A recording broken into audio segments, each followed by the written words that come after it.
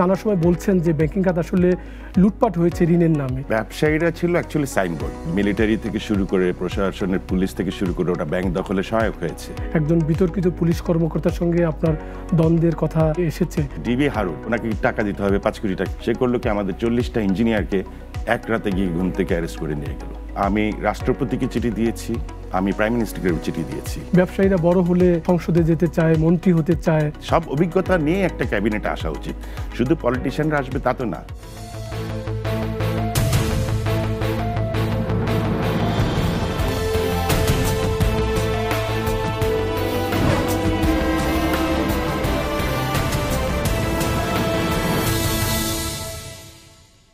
সুপ্রিয় দর্শক, স্বাগত নাগরিকের নিয়মিত আয়োজন বিশ্লেষণে।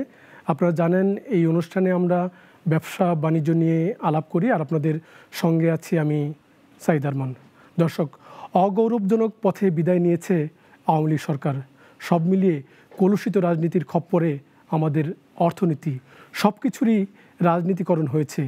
বাণিজ্য সংগঠনগুলো যেন পরিণত হয় পতিত সরকারের দলীয় শাখায়। এখন প্রশ্ন উঠেছে, আগামী দিনে পরিস্থিতি বদলাবে কিনা? এসব বিষয় নিয়েই আজ আমরা আলাপ করব। আজ আমার অতিথি শওকত আজিজ রাসেল, তিনি বস্ত্রকল মালিকদের সংগঠন বিটিএমই এর প্রেসিডেন্ট। শওকত আজিজ রাসেল, আপনাকে আমাদের স্টুডিওতে স্বাগত জানাচ্ছি। ধন্যবাদ। একটু আলোচনাটা একটু অন্যভাবে শুরু করতে চাই। দেশের বেসরকারি খাতে আপনার পরিবার এবং আপনার বাবার অবদানকে আগে স্মরণ করছি। একই সঙ্গে এটি বলতেই হয়, আপনার বাবা যেখানেই হাত দিয়েছেন সফল হয়েছেন। ব্যাংক প্রতিষ্ঠা করেছেন, বিশ্ববিদ্যালয় প্রতিষ্ঠা করেছেন, আসবাব খাতে গেছেন, এমনকি পানির ব্যবসায়ও তিনি নেতৃত্ব দিয়েছেন। কিন্তু এখন একটি বিষয় একটু আলোচনা করতে চাই যে আপনারা কি এই মুহূর্তে একটু ব্যবসা বাণিজ্যে কিছুটা ঝিমিয়ে পড়েছেন? আসলে অ্যাকচুয়ালি ব্যবসা খারাপ না, কিন্তু ব্যবসা করতে যে আনুষঙ্গিক যে প্রতিষ্ঠানগুলো যাদের সহযোগিতা লাগে তারা আমাদের যোগান দিতে পারছে না। যেমন মনে করেন ব্যাংক সাপোর্ট, ব্যাংকে ডলার শর্টেজ, এলসি খুলতে পারছে না, বিভিন্ন অনিয়ম, তাদের বোর্ড মিটিং সময় মতো হচ্ছে না, ম্যানেজমেন্ট শঙ্কিত। তো এগুলা কাটিয়ে আসতে পারলে, আর বাংলাদেশ ব্যাংকের যদি একটা ক্লিয়ার ইন্ডিকেশন থাকে যে তুমি যার যেটা দরকার সেটাকে সাপোর্ট দাও, যারা মানে এন্টাইটেল করে, অসাধু ব্যবসায়ীকে আর টাকা দেওয়ার সুযোগ নেই। আপনি অসাধু ব্যবসায়ের কথা বলছিলেন, আপনি ব্যাংকের প্রসঙ্গে যেহেতু জানলেন একটু বলি। বাংলাদেশ ব্যাংকের হিসেবে আসলে সবশেষ আমাদের খেলাপি ঋণ 2,85,000 কোটি টাকা। আপনিও নানা সময় বলছেন যে ব্যাংকিং খাত আসলে লুটপাট হয়েছে ঋণের নামে। এই লুটপাট তো আপনাদের ব্যবসায়ীরাই করেছে, এটি অস্বীকার করবার তো কোনো সুযোগ নেই। ব্যবসায়ীরা ছিল অ্যাকচুয়ালি সাইনবোর্ড, এখানে যোগ সহকারে কাজগুলো হয়েছে, প্রশাসন সহযোগিতা করেছে। এগুলো বলতে এখন আর কোনো আমি বাধা বোধ করি না। আপনার মিলিটারি থেকে শুরু করে প্রশাসনের পুলিশ থেকে শুরু করে ওটা ব্যাংক দখলে সহায়ক হয়েছে। বিভিন্ন বোর্ড মিটিংয়ে গিয়ে তারা গান পয়েন্টে টেক ওভার করেছে। সেই ব্যাংকগুলোই কিন্তু আজকে ক্ষতিগ্রস্ত। যারা ইন্ডিপেন্ডেন্ট ছিল তারা সবগুলোই ভালো আছে। এই যে ব্যাংকগুলো ক্ষতিগ্রস্ত হয়েছে, বেশ কিছু ব্যাংক তো আমি আমার সঞ্চয় টাকা ব্যাংকে রেখেছি, আমি সেটা ফেরত পাবো, এটাই খুব স্বাভাবিক। বেশ কিছু ব্যাংক আমানতকারীর অর্থও কিন্তু ফেরত দিতে পারছে না। কেন্দ্রীয় ব্যাংক কিছুটা সহায়তা করছে একটি প্রক্রিয়ার মধ্য দিয়ে, কিন্তু সেই সংকটটি কাটছে না। আপনার কি মনে হয় যে এই যে ব্যাংকিং খাতে যে এই সংকট, কেন্দ্রীয় ব্যাংক এখন যে অবস্থানে আছে এটি কি ঠিক? আপনার কেন্দ্রীয় ব্যাংকের কিছু দায় দায়িত্ব আছে, ওনারাই কিন্তু ব্যাংক পরিচালনা করার জন্য লাইসেন্স দিয়েছেন, এবং ব্যাংকের একটা পেইড আপ ক্যাপিটালের একটা পরিমাণ তাদের কাছে সিকিউরিটি হিসেবে থাকে। এবং কেন্দ্রীয় ব্যাংক সবসময় প্রতি বছরই একটা অডিট কন্ডাক্ট করে যে ব্যাংকের কোনো নিয়ম আছে, অনিয়ম হচ্ছে কি না। মানুষের কাছে এগুলো কমন একটা ইনফরমেশন ছিল যে আসলে হচ্ছে, সবার চোখের সামনে ব্যাংক দখল হচ্ছে, পত্রিকাতে আসছে, তো তাদের নলেজে ছিল। তো তাদেরকে কিন্তু এই দায়ভার নিতে হবে। আর তারা যদি এখন বিপদগ্রস্ত হয়, ম্যানেজমেন্ট যদি ঠিক হয়ে আসে, আমি মনে করি বাংলাদেশ ব্যাংক বুঝে শুনে তাদের অর্থায়ন করে নিয়ে আসা উচিত, মার্জার করা উচিত, অ্যাকুইজিশন করা উচিত। যে ছোট ছোট ব্যাংকগুলো, দোকান থেকে এখন ব্যাংকের সংখ্যা মনে হচ্ছে যেন বেশি হয়ে যাচ্ছে। তো এগুলা যদি মার্জার অ্যাকুইজিশনের সাথে ঠিকঠাক করে নিয়ে আসা যায়, এই দায়িত্ব কিন্তু বাংলাদেশ ব্যাংকের। আমি শুরুতে যেটি বলছিলাম, গত প্রায় 15-16 বছর তো একক কর্তৃত্ববাদের একটি শাসন ব্যবস্থার কথা বলা হচ্ছে, কিন্তু আমরা দেখেছি এই সময়ে আপনাদের ব্যবসায়ীদের একটি অংশ সরকারকে সমর্থন করেছে এবং রেওয়াজের বাইরে গিয়ে তারা সম্মেলন করে সরকারের ধারাবাহিকতা চেয়েছে। তখন তারা বলেছে যে সরকারের ধারাবাহিকতা থাকলে ব্যবসার পরিবেশ ঠিক থাকবে, কিন্তু আপনি বলছিলেন যে আসলে এই সময়টা ব্যবসার পরিবেশ ঠিক ছিল না। এই যে দুই পক্ষের দুই রকম বক্তব্য, এই ব্যবসায়ীদের মধ্যে এই রেষারেষি পক্ষ বিপক্ষ কেন? দেখেন, ধারাবাহিকতাটা আমি মেনে নিতে পারি না। আমি মনে করি প্রপার ইলেকশন হয়ে যে ক্যান্ডিডেট আসবে তার কিন্তু কিছু জবাবদিহিতা থাকবে, অ্যাকাউন্টেবল হবে। আপনি যখন বসিয়ে দিবেন কেউকে, তখন সে দরকার সরকারের তোষামোদি করা ছাড়া মনে হয় যেন ওকে ওই জন্যই বসানো হয়েছে, তোষামোদি করার জন্য। ওদের ভবিষ্যতে যদি প্রপারলি ইলেকশন করে বিভিন্ন অ্যাসোসিয়েশন চেম্বার যদি আসে, আমি মনে করি সরকারকে তারা চ্যালেঞ্জ করতেও পারবে, যাদের যাদের তাদের যদি বাক স্বাধীনতা থাকে। মানে এই সময়টা কি ব্যবসা বাণিজ্যও কি আওয়ামী লীগের কর্তৃত্ব এবং তাদের যারা সমর্থক ব্যবসায়ী তারা নিয়ন্ত্রণ করেছে, আপনারা যারা একটু ভিন্ন ঘরানার ব্যবসায়ী তারা কি আসলে কার্যকর থাকতে পারেন না এরকম? শুধু ব্যবসায়ী না, ব্যবসাও না, তারা প্রশাসনকে ব্যবহার করেছে, তারা লুটিংয়ে সহায়ক হয়েছে। এ দেশে আপনি বলেছেন 2.5 লক্ষ কোটি, সাম্প্রতিককাল এক প্রকাশনায় দেখেছি এটা 7 লক্ষ কোটি। তো এই টাকাটা কারা ভর্তুকি দেবে? আমরা যারা প্রকৃত ব্যবসায়ী, আজকে আমাদের ইন্টারেস্ট রেট এত উপরে কেন? ব্যাংক সাপোর্ট দিতেছে না, ব্যাংকও কিন্তু, ক্লায়েন্ট যদি মরে যায় ব্যাংকও কিন্তু মরে যাবে। তো এই সব কিছু আমরা একে অপরের পরিপূরক। তো বাংলাদেশটাকেই তারা ইনস্টিটিউশনালাইজ করে ফেলেছিল, আওয়ামী বাংলাদেশ বলতে পারেন, এরকম একটা ঘটনা আর কি। তো এগুলা ঠিক না ব্যবসা বাণিজ্যের জন্য। আপনি প্রশাসনের কথা বলছিলেন যে সরকার প্রশাসনকে ব্যবহার করেছে। আপনার পরিবারের ক্ষেত্রেও একটি ঘটনা খুব আলোচিত এবং একজন বিতর্কিত পুলিশ কর্মকর্তার সঙ্গে আপনার দ্বন্দ্বের কথা গণমাধ্যমেও খুব গুরুত্ব সহকারে এসেছে। তখন কি আপনি সরকারের কাছে সহযোগিতা চেয়েছিলেন কিনা, বা আসলে এর নেপথ্য কারণটা কি ছিল? আমি শুধু সরকারের কাছে না, প্রশাসনের কাছে চেয়েছি। আমি 300 পার্লামেন্ট মেম্বারকে চিঠি দিয়েছি, আমি রাষ্ট্রপতিকে চিঠি দিয়েছি, আমি প্রাইম মিনিস্টারকে চিঠি দিয়েছি, কিন্তু এটা নিয়ে কোনোখানে কোনো টু শব্দও হয়নি। এটা ছিল আমাদের প্রশাসনের একটা সমাজ ব্যবস্থা আর কি। আর যে বলেন আরও ক্ষতিগ্রস্ত হয়েছি, মনে করেন আমরা আমাদের পরিবার, আমার late father M A Hashem, উনি সবসময় ইম্পোর্ট সাবস্টিটিউট ইন্ডাস্ট্রি পছন্দ করতেন। রাইট। যেমন মনে করেন কনডেন্স মিল্ক আপনি ইম্পোর্ট করে নিয়ে আসছেন, এর মধ্যে কিন্তু অনেকটুকু পানি, কেন পানি ইম্পোর্ট করব? এটা তো ফ্রেট দিতে হয়, আমি এখানে এটা করি। এটা এই ধরনের যুক্তি দিয়ে উনি ইন্ডাস্ট্রিগুলো করতো। সুগার আমি কেন ফিনিশ সুগার আনবো? আমি আনবো র সুগার, যাতে আমি রিফাইন করে এখানে কর্মসংস্থান হবে, দামেও একটু সাশ্রয় হবে। একদম। তো আমাদের সুগার মিলটা করে দিল বন্ধ, ইম্পোর্ট লাইসেন্স বন্ধ করে দিল। এই 600 কোটি টাকার দেয় না, দিতে দিতে যাই আয় করি তাই দিয়ে দিতে হচ্ছে আমাদের কপালে। এরকম একটা পরিস্থিতি করে দিয়ে গেছে এই বিগত সরকার। মানে আমি যেটি জানতে চাচ্ছিলাম, আরেকটু সুনির্দিষ্ট করে বলি যে ওই বিতর্কিত পুলিশ কর্মকর্তার সঙ্গে আপনার বিরোধের কারণটা কি ছিল আসলে? দেখেন, 2014 সালে আমরা যারা ইন্ডাস্ট্রি করি, ব্যবসা করি, আমরা জমি জামা কিনতে গেলে দেখা যায় যে এই ওয়ারেশানা প্রবলেম, ফরেস্টের সাথে প্রবলেম, বিভিন্ন প্রবলেম, এগুলো হচ্ছে সিভিল ম্যাটার। একটা পর্যায়ে গেটে শুরু হবে থ্রু কোর্ট। তো আপনাদের যে ডিবি হারুন, সে এগুলা সলভ করতে চায় আমাদের জন্য। তো আমি তো মনে করি ওটা ওনার কাজ না। তো ওনাকে টাকা দিতে হবে, 5 কোটি টাকা না 8 কোটি টাকা কত চাইছে দিতে হবে। আমরা ওইটাও লিখে দিয়েছি কাকে, কার মারফতে, কিভাবে টাকা চাওয়া হচ্ছে। তো আমাদের হিসাবে কুলার না, ওকে আমি টাকাটা দেবো কেন? কারণ ফরেস্ট তো ক্লিয়ারেন্সে আনার লোক না, সে হচ্ছে পুলিশ প্রশাসনের লোক, আমাকে সহযোগিতা করবে।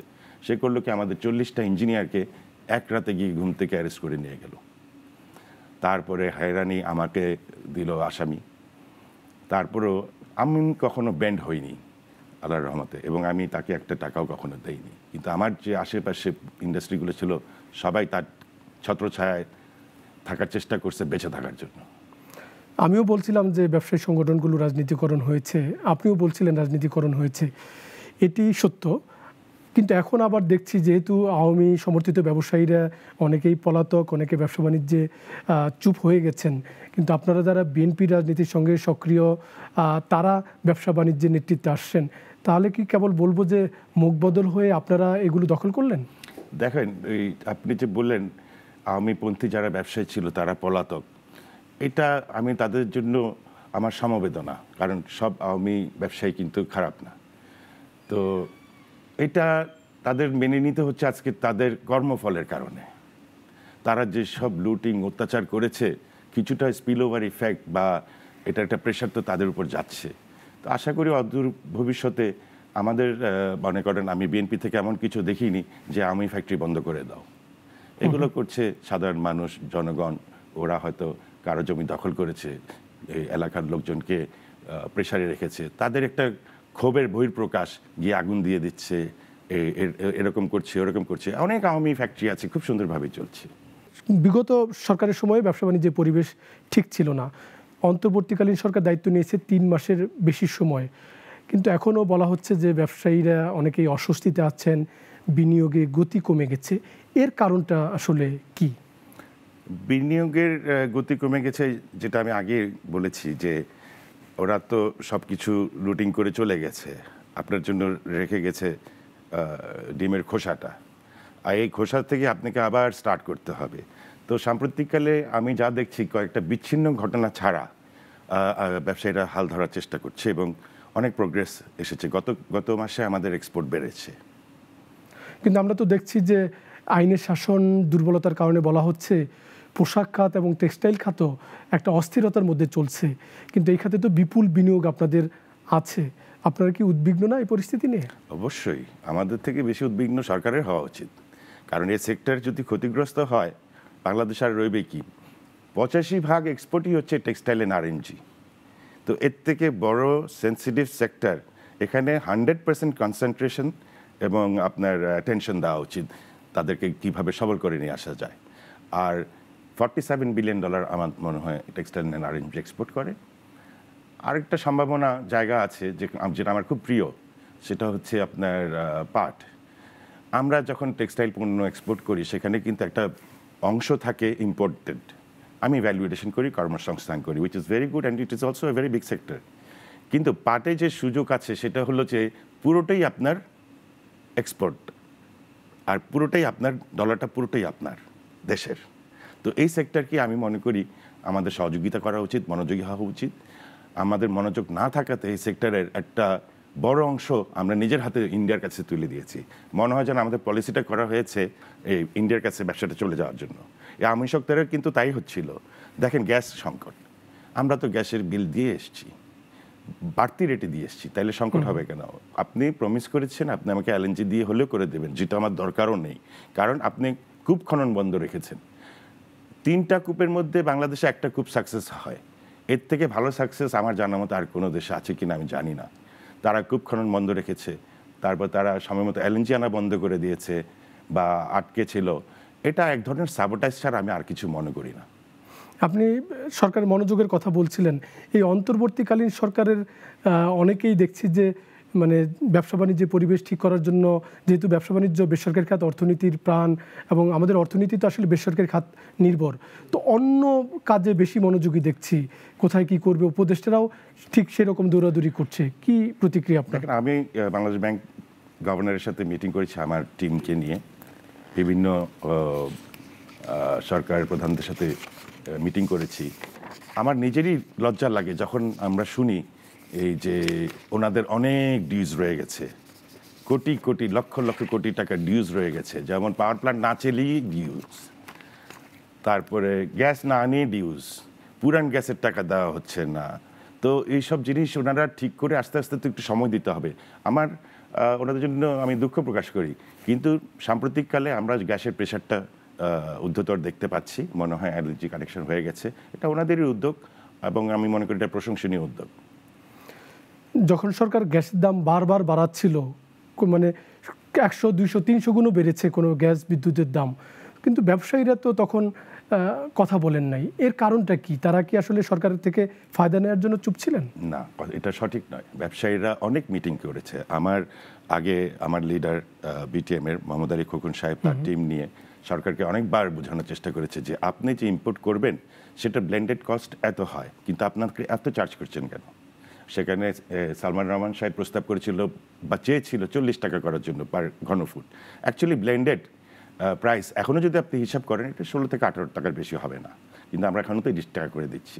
আর আমাদেরকে যখন বলা হয়েছিল যে নিরবিচ্ছিন্ন গ্যাস দেব তাই তোমার দাম বাড়ছে, তখনও কিন্তু শেষ কাছে হাজার হাজার কোটি টাকা ফিক্সড ডিপোজিট। তো এইটা বলে আমাদের থেকে বাড়তি রেটে টাকা নিল। তার 18 মাস পরে কিন্তু এলএনজি সংযুক্ত হলো। তো এই 18 মাস তুমি আমাদের বাড়তি টাকাটা নিয়ে করলা কি? আর তিতাস কেন প্রফিটেবল অর্গানাইজেশন হবে? এটা তো আমি কোনো মিনিং বুঝি না। তুমি প্রফিট করবা, ট্যাক্স দিবা, গ্যাসের দাম বাড়াবা, তারপরে আমার দুয়ারানি পৌঁছাবা, তো তারপরে বললো আমি বিল দেই না। আরে বিদ্যুৎ, ইউটিলিটি, তারপর কস্ট অফ লিভিং, এগুলা সহনীয় পর্যায়ে থাকলেই একটা দেশের ইকোনমি ইমপ্রুভ করে। কিন্তু ট্রেন্ডটা আমরা দেখেছি এগুলাই বোধহয় ওরা টাকা কামানোর একটা সোর্স হিসাবে নিয়ে গেছিলো, এবং তিতাসের টাকা নিয়ে যাচ্ছে সরকার আরেক জায়গায়, ব্যাংকের টাকা নিয়ে যাচ্ছে আরেক জায়গায়, মানে তাদের প্রজেক্ট বাস্তবায়নের জন্য যেখান থেকে সম্ভব টাকা নিয়ে এই ধরনের কাজগুলো করেছে। আমরা দেখলাম যে সরকার সম্প্রতি একজন বাণিজ্য মন্ত্রী নিয়োগ দিলেন, যেহেতু অনেকদিন ধরেই শোনা যাচ্ছিল যে ব্যবসায়ীদের সাথে সরকারের একটি দূরত্ব বা যোগাযোগ কম। আপনার কি মনে হয় যে এই যে নতুন এই বাণিজ্য মন্ত্রী ব্যবসার পরিবেশ উন্নতিতে আসলে কোনো অবদান রাখতে পারেন? আপনি কি বলছেন আকিজ গ্রুপের কর্ণধার বশির সাহেবের কথা? রাইট। এটা একটা অত্যন্ত চমৎকার সিদ্ধান্ত হয়েছে, কারণ আমি মনে করি কিছু সমালোচনা আমি শুনেছি, কিন্তু ওরা হয়তো না জেনে বলছে। ওনাদের বাস্কেটে ব্যবসার অনেক অভিজ্ঞতা আছে, অনেক সেক্টর আছে, তো ব্যবসায়ীদের পেইন ব্যবসায়ীরাই বুঝে। আর পলিসি মেকাররা আমরা যখন ওনাদের কাছে যাই, ওনারা কি করেন, প্রথমেই ধরে নেয় চোখের দিকে তাকিয়ে বোধহয় একটা কুপ্রস্তাব নিয়ে এসছে।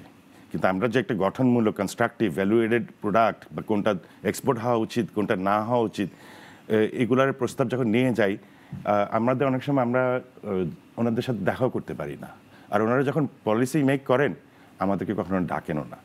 আমরা সকালে একটা এসআরও দেখতে পাই, এখন সাম্প্রতিককালে একটা এসআরও দেখতে পেরেছি আপনার এই প্লাস্টিক বোতলের উপরে। এই যে এটা যদি আপনি ইম্পোর্ট করেন আপনার 30,000 টাকার মতো পড়বে। এটা থেকে ফাইবার হবে, রেজিন হবে, ভ্যালু এডিশন হবে। 30 টাকার জিনিস 100 টাকায় কনভার্ট করবো আমরা। 70 টাকা will written within this country. আপনি এটা এক্সপোর্ট করেন আর না করেন ডাজন্ট ম্যাটার, টাকাটা আপনি মানে বিদেশের থেকে অ্যাটলিস্ট 70 টাকা তো ঠেকাইলেন। রেজিন ইম্পোর্ট করলে এখন 900 টাকা, এটা 1400 চলে যায়। তো আমাকে এই বোতলটা কিন্তু আমার জন্য ওয়েস্ট না, এটা আমার র মেটেরিয়াল। আমি এটাকে গলিয়ে আবার বোতল বানাবো, ফাইবার বানাবো, জিও টেক্সটাইল করবো, বাঁধ রক্ষার জন্য বানাবো, অনেক কিছু কারণ আছে। কিন্তু আমাদের এটা এই সেদিন একটা এসআরও দেখলাম এটা বোধহয় বন্ধ করে দেওয়া হবে বা অলরেডি বন্ধ আছে, উদ্যোগ নিচ্ছে। তো এটা আমি মনে করবো সুইসাইডাল। আপনারা যে বলেন টেক্সটাইল পরে কি আর হতে পারে, next what is next is plastic. তো প্লাস্টিক মানে পলিথিন ব্যাগ না যে আমরা বাজার করি, যেটা মাটির সাথে মেশে না, সেটার কথা কিন্তু মানে শুনতে মনে হয় প্লাস্টিক মানে ওটাই না। প্লাস্টিক কিন্তু একটা বিরাট একটা জগৎ। প্লাস্টিকের সাথে রাবারও আছে, টায়ার আছে, অনেক কিছু আছে। তো এগুলো আমাদের সাথে ডাইরেক্ট দেখেন এই নিউ ট্রেন্ড বিদেশে, ওয়েস্ট টু মানি, ওয়েস্ট থেকে টাকা হবে। আর আমরা এত বড় লোক দেশ হয়ে গেলাম যে আমার দেশে ঢুকতে পারবে না, আমি একদম দামিটাই নিয়ে আসবো, ফিনিশ প্রোডাক্ট নিয়ে আসবো। আপনি আগেই বলেছি আমি, ইম্পোর্ট সাবস্টিটিউট হওয়া উচিত, আমাদেরকে মনোযোগী হওয়া উচিত। এটা আলিবাবাতে আপনার দাম 29,000 টাকা বিডিটিতে 1 টনের দাম। আর আমরা যখন এটা ইম্পোর্ট করে আনি, ভ্যালু এডিশন তো ওদের দেশেই রয়ে গেল, কর্মসংস্থান ওদের দেশে রয়ে গেল, আমি কিনলাম বাড়তি দামে। এই যে পলিসিগুলো হচ্ছে, এগুলো আমি মনে করি সুইসাইডাল পলিসি, আমাদের ইকোনমিকতে কোনো হেল্প করছে না। আমাদের অর্থনীতি যখন বিপন্ন, বিগত সরকারের সময় যেটি করে গেছে, অর্থনীতি যখন বেসরকারি খাতের কল্যাণে আবার নতুন করে ঘুরে দাঁড়াবে, তখন এই ধরনের উদ্যোগ সরকারের বড় কাজ রেখে এই ধরনের বেসরকারি খাতকে অন্তরায় তৈরি করবে, এই ধরনের উদ্যোগ আমি দেখিনি কোথাও। আপনি পৃথিবীর কোথাও দেখেছেন কিনা? হ্যাঁ, পৃথিবীর সব পলিসি এমন একটা জিনিস, এটা হচ্ছে এভার চেঞ্জিং। পৃথিবীর সব জায়গায় পলিসি প্রতিনিয়ত চেঞ্জ হচ্ছে, সময় উপযোগী সিদ্ধান্ত নিচ্ছে। আমরা জানি কোনো এক জায়গায় আটকা পড়ে আছি, আমরা একটা জিনিস একবার কেউ বুঝাই গেলে বাস এটা থেকে নড়াচড়া যাবে না। এই যে বললাম, এটা কিন্তু এখন আর ওয়েস্ট না, এখন এটা র মেটেরিয়াল। আমার সরকারকে এগুলো বুঝতে হবে, পলিসিগুলো আনতে হবে। যেমন এই যে টেক্সটাইল যে ফ্লারিশ করেছে, আপনারা কখনো ভেবেছেন কেমনে করেছে? 25% প্রণোদনা দেওয়া হতো এক্সপোর্টে, মানে 100 টাকার মধ্যে 25 টাকা আপনাকে সরকার বাসায় পৌঁছায় দিয়ে আসতো। তারপর এটা রিডিম হতে এখন 0-তে, কারণ আমাদের সেক্টরটা ভাইব্রেন্ট হয়ে গেছে, উইচ ইজ অল রাইট। আর এই যে আরেকটা পলিসি ছিল, আপনি যদি টেক্সটাইলে বিনিয়োগ করেন তাহলে আপনার টাকার উৎস জিজ্ঞেস করা হবে না। সো সেখানে অনেক সিন্দুকের টাকা বেরিয়ে আসছে। এখন আমাদের সিন্দুকের টাকা কিন্তু সিন্দুকেই ঢুকে গেছে। আমাদের একটা নতুন পলিসি নিয়ে আসতে হবে, সিন্দুকের টাকা যাতে বের করে আনা যায়। এই সিন্দুকের টাকা আমাদের ইকোনমিতে সহায়ক না। আপনার এই যে আমি কথাগুলো বললাম, এই সেক্টর ডেভেলপমেন্ট হয়েছে পলিসিগত কারণে। আর গোয়িং ফরওয়ার্ড পলিসিটা কি, আপনার একটা সঠিক র্যাশনাল সিদ্ধান্ত, একটা কলমের খোঁচাতে সেক্টর অনেক বড় হতে পারে। কিন্তু আমরা একটা রিজিড মাইন্ডে আছি।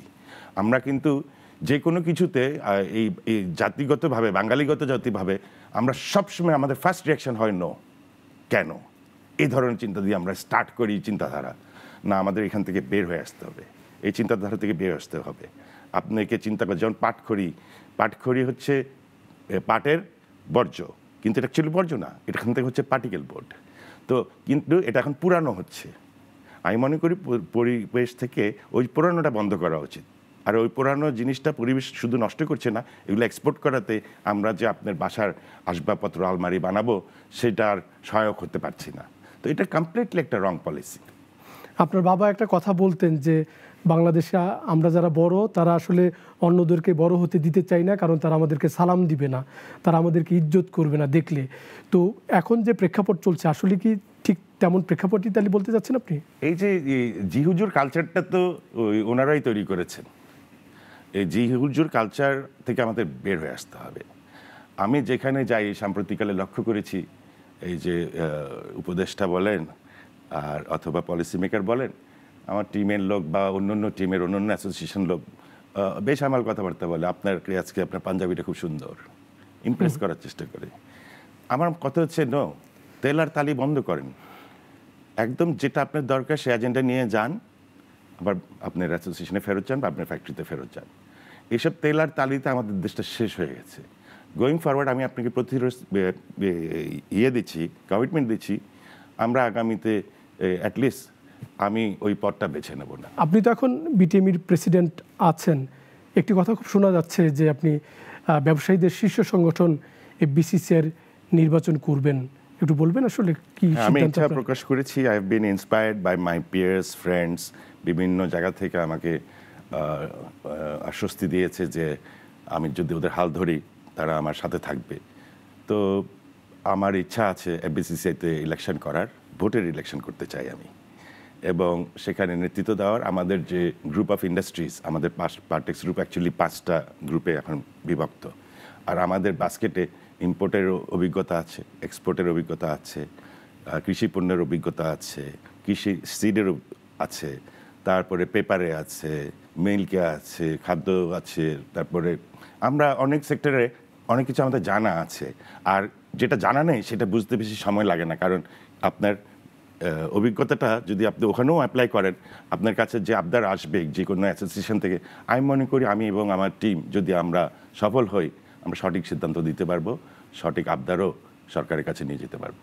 বাণিজ্য সংগঠনের রাজনীতি ঠিক আছে, এটি সমর্থনযোগ্য, ব্যবসা বাণিজ্যের পরিবেশ নিয়ে কাজ করবেন, কিন্তু আমরা দেখি মানুষের মধ্যে একটি প্রশ্ন যে ব্যবসায়ীরা বড় হলে, টাকা পয়সার মালিক হলেই তারা সংসদে যেতে চায়, মন্ত্রী হতে চায়, এটি তো সাধারণ মানুষ পছন্দ করেন না। কি জবাব? এটার কোনো কারণ আমি দেখি না। আমি আরেকদিন আরেকটা টক শোতে দেখেছি ব্যারিস্টার রুমিন ফারানা এরকমই প্রতিক্রিয়া দিতে। কিন্তু আপনি দেখেন কানাডা দেখেন, আমেরিকা দেখেন, আচ্ছা আজকে ইলন মাস্ক আপনার ট্রাম্পকে জয়েন করার পরে প্রথমে প্রতিশ্রুতি দিয়েছে আমি 2 ট্রিলিয়ন খরচা বাঁচাবো। 2 ট্রিলিয়ন কিন্তু কম, 1 বিলিয়ন মানে হচ্ছে 12,000 কোটি, 1,000 বিলিয়নে 1 ট্রিলিয়ন, তাহলে দেখেন কতগুলো টাকা সে সাশ্রয় করবে, প্রতিশ্রুতি দিয়ে দিয়েছে। তারপর ডাক্তার, ইঞ্জিনিয়ার, সব ব্যাকগ্রাউন্ডের থেকেই সমন্বয় নিয়েই তো একটা ক্যাবিনেট হওয়া উচিত, সব অভিজ্ঞতা নিয়ে একটা ক্যাবিনেটে আসা উচিত। শুধু পলিটিশিয়ানরা আসবে তা তো না। আর পলিটিশিয়ানরা, ভালো পলিটিশিয়ান থাকবে, খারাপ পলিটিশিয়ান থাকবে, আর পলিটিশিয়ান তো আমাদেরকে হেল্প করবে, সহায়ক ওনারা আমাদের। তো সেখানে একটু আগে যখন বশির স্যারের কথা বলেছি, উনি আমাদের সহায়ক। তো উনিও চেষ্টা করছেন যেগুলা পলিসিগত ভুল ত্রুটি আছে বা ওভারসাইট হয়ে আছে, উনি এগুলা আনআর্থ করছেন, এবং I hope he does well. বাংলাদেশে তো বেসরকারি খাতের অবদান, আমি বলছিলাম যে বাংলাদেশের অর্থনীতি তো চালিকা শক্তি বেসরকারি খাত, কিন্তু মানুষের মধ্যে একটি ধারণা খুবই স্পষ্ট যে ব্যবসায়ীরা মানুষ, শ্রমিকের ঘামের উপরে বড় হয়, রক্তচোষা, বিদেশে অর্থ পাচার করে, এই যে ধারণাগুলো তৈরি হয়েছে, আপনি যদি ব্যবসায়ীদের শীর্ষ সংগঠনের নেতৃত্বে আসেন, এই ধারণাগুলো যাতে মানুষের মধ্যে প্রকৃত যেটি সত্য সেটি নেওয়া যায়, তার কোনো উদ্যোগ থাকবে আপনার? এটা একমাত্র অসাধু কিছু ব্যবসায়ীদের জন্য, এটা জেনারেলাইজ করা যাবে না। আপনি আমাকে তাহলে আপনাকে একটা প্রশ্ন ছুড়ে দিই, সরকারের কোন ব্যবসাটা প্রফিটেবল হয়েছে অথবা সাস্টেনেবল হয়েছে? ভর্তুকি ছাড়া তো কিছুই নাই। এই যে কৃষি আপনার সার, তাদের অনেক ডিউজ, তো এই ডিউজটা তারা আবার গ্যাসও নিচ্ছে। তো এটা একটা সেন্সিটিভ সেক্টর, কিন্তু তাহলে তোমার কোনো একটা জায়গায় এটা প্রাইভেটে তো হচ্ছে না, কাপকোতে তো আর হচ্ছে না, আমার সরকারে কেন হচ্ছে? আমার সরকারের সবগুলো জুট মিল বন্ধ, আমার সরকারের চিনির কলগুলো বন্ধ। আমার সরকারের দায়িত্ব কিন্তু বিজনেস করার না, সরকারের দায়িত্ব হচ্ছে পলিসি দেওয়া আর ব্যবসা। আমি তো মনে করি এয়ারপোর্ট এইসব পলিসি, এয়ারপোর্টেরটা বলতে গেলে তো আমার মাথাই খারাপ হয়ে যায়। যেমন বাংলাদেশ হচ্ছে একটা বাংলাদেশের ক্যাপিটাল সিটি হচ্ছে ঢাকা, টার্মিনাল 3 ইন্ট্রোডিউস করে তো আপনার ঢাকার সিটি প্ল্যানিংই চেঞ্জ করে দিলেন। এখানে হবে স্কাই স্ক্রেপার্স, বড় বড় ইমারত হবে, কিন্তু এখন 14 তলার বেশি উঠা যায় না। আমরা তাহলে তো নেপালের সাথে আমাদের তফাৎ কী রইল? এইটা আপনি হংকং দেখেন, হংকং নদীর মাঝখানে গিয়ে রানওয়ে করলো যাতে তার সিটি প্ল্যানিং নষ্ট না হয়। আমাদের প্রথম কিন্তু কালিয়াকৈর এয়ারপোর্টটা হওয়া উচিত ছিল, সেটাই ছিল যুক্তিযত। কোনো এক সময় আমাদের এখানে যে ইন্টারন্যাশনাল এয়ারপোর্ট ছিল তখন সেটা ছিল টাইমে, ওটাই ছিল সঠিক। কিন্তু এখন যদি করতে যান, এখানে টার্মিনাল 3টা কিন্তু সঠিক হয়নি। You have completely destroyed the capital city planning. আর আপনি 2 কাঠা 3 কাঠা করে জমি দেন, তারপর সবার একটা করে জেনারেটর লাগে, তাহলে এটা দেশের সম্পদ নষ্ট হচ্ছে না? সবার একটা করে সিঁড়ি লাগে, তারপরে ল্যান্ড একাত্রীকরণ করবেন, সেখানেও বাধা, 70 লাখ টাকা পার কাঠাতে লাগে। আর এটাতে তুমি এনকারেজ করবা একটা 2 বিঘাতে যতগুলা হ্যাবিটেবল অ্যাপার্টমেন্ট করা যায়, তারা যখন সার্ভিস চার্জ দেয়, যেমন ধরুন সুবাস্তু 3000 টাকা হচ্ছে সার্ভিস চার্জ, আর যারা ছোট প্লটে তাদের সার্ভিস চার্জ হচ্ছে 15 থেকে 30 পর্যন্ত। কিন্তু এটা কিন্তু তাইলে ডিসিশনটা কি সঠিক হলো? আমরা এমনিও আমাদের দেশে ল্যান্ডের স্কার্স, আপনার এইরকম দেশে, ছোট্ট একটা দেশে 1 কাঠা 3 কাঠা 5 কাঠাতে আপনি মানুষকে খুশি করার জন্য জমি দেবেন রাজুক থেকে, আবার একাত্রীকরণ করতে দেবেন না। এগুলো সবই তো পলিসি ভুল, আমি মনে করি ভুল। আপনি পণ্য বহুমুখীকরণের কথা বলছিলেন অর্থনীতির স্বার্থে, বিশেষ করে পাটের কথা বলছিলেন, কিন্তু আমরা দেখলাম যে পাটকলগুলো আসলে বন্ধ করা হয়েছে। এইগুলো নিয়ে কি আপনি সরকারের কাছে নতুন কোনো সুপারিশ করছেন? আমি মনে করি এখানে একটা ভালো প্রণোদনা প্যাকেজ নিয়ে আসা উচিত, তাদের ভ্যাট ট্যাক্সের সুবিধা দেওয়া উচিত। তারা পুরোটা দিয়েই তারা ট্যাক্স কেন দেবে? তাদের কোনো জায়গায় তাদের ভ্যাট ট্যাক্স থাকা উচিত না। তারা আপনার মাটি থেকে ডলার আনতেছে, আর আমি তো আর তা করছি না। আমার তুলাটা হয়তো বাইরের, আমার হয়তো কেমিক্যালটা বাইরের, আমার হয়তো ডাইস কেমিক্যালটা বাইরের, তারপরেও তো ভালো sector, it is the only sector we can talk about. আর তো কোনো সেক্টর নাই, কিন্তু আরও সেক্টর যে আমরা তৈরি করতে পারি সেটা পলিসি আপনি ডিকটেট করবে। যেমনটি আপনার একটা ছোট্ট গল্প দিলাম এয়ারপোর্টের, তারপরে আর কত পাটেরও ব্যাপার হলো, তারপরে প্লাস্টিক নিয়ে গল্প হলো। Plastic can supersede textile by far, কিন্তু আমাদের পলিসি কিন্তু সহায়ক না। আপনি বারবার তাগাদা দিচ্ছেন যে আরএমজি এবং টেক্সটাইলকে এক করতে হবে, কিন্তু আমরা দেখছি যে আপনাদের যারা ব্যবসায়ী 3টি সংগঠন, বিটিএমইএ, বিকেএমইএ এবং বিজিএমইএ, এই 3টি সংগঠনের কি আসলে কার্যকারিতা আছে কিনা, আপনি এই ব্যাপারে কোনো উদ্যোগ? আমরা বেসিকলি বিকেএমইটা একটু ডিফারেন্ট। আমরা যারা বিটিএমএ, আমরা কিন্তু কম্বিনেশন অফ ফ্যাব্রিক, ইয়ার্ন এবং আপনার আর একটা হচ্ছে এই যে ডেনিমো আমাদের মধ্যে আছে, সলিড ডাইং, ইন্ডিগো ডাইং, এগুলো আমাদের মধ্যে আছে। আর গোয়িং ফরওয়ার্ড আমরা কিন্তু গার্মেন্টসের ফরওয়ার্ড লিঙ্কেজ সহায়ক। তো আমরা একে অপরের পরিপূরক, তো আমরা একাত্রেই আছি। আমরা যখন কোনো কিছু আবদার টাবদার নিয়ে যাই, গড উইলিং আমাদের মধ্যে অনেক সুন্দর সম্পর্ক আছে, এবং এই দুটোতে আমি ডিসপিউট করি না। একাত্র বলতে 2টা সংগঠন এক হয়ে যাবে তা আমি মিন করিনি। আমি বলছি এই 2টো সেক্টরের সমন্বয়ে কিন্তু আমাদের $47 বিলিয়ন এক্সপোর্ট। শওকত আজিজ রাসেল, আপনাকে অনেক কৃতজ্ঞতা আমাদেরকে সময় দেওয়ার জন্য। আপনাকেও ধন্যবাদ। প্রিয় দর্শক, ডিসকাশনের এই পর্ব এখানেই শেষ করছি। আমরা এতক্ষণ ব্যবসার পরিবেশ নিয়ে আলাপ করলাম। অতিথি যেটি বললেন যে ব্যবসার স্বার্থে কিন্তু আসলে ব্যবসার পরিবেশের দিকেই সরকারের মনোযোগ দিতে হবে। সরকার এমন কোনো নীতি উদ্যোগ নেবে না, সেটা আমরাও প্রত্যাশা করি না, যাতে বেসরকারি খাত ক্ষতিগ্রস্ত হয়, বেসরকারি খাত বাধার মধ্যে পড়ে। আজ এখানেই শেষ করছি। সবাই নিরাপদে থাকবেন, সুস্থ থাকবেন।